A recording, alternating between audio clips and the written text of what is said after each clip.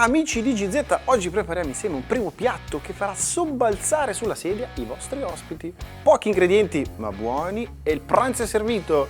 Spaghetti alla puttanesca. Mi sta venendo una fame. Sarà il profumo in the air. Eh sì.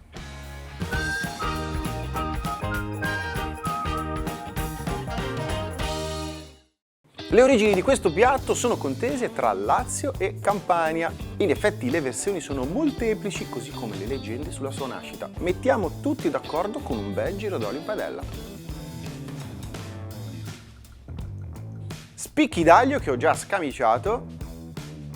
Peperoncino secco che vado a tritare e ad aggiungere al soffritto. I capperi sotto sale che ho precedentemente dissalato. Anche questi diamo una tritata grossolana, dentro anche loro, e acciughe sott'olio.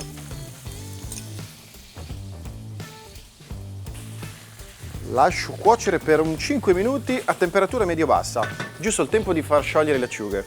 Alcune storie attribuiscono la paternità di questo piatto al celeberrimo Totò, altre ad un cuoco che lavorava in una casa di appuntamenti nei quartieri spagnoli e sfamava damigelle e clienti proprio con questo sugo.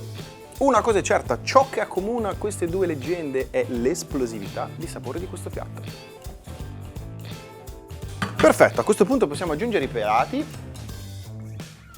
e li facciamo cuocere a temperatura media per una decina di minuti.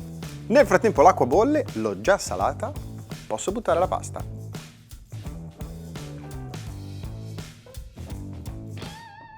Il sugo è quasi pronto, manca il sapore inconfondibile delle olive di Gaeta.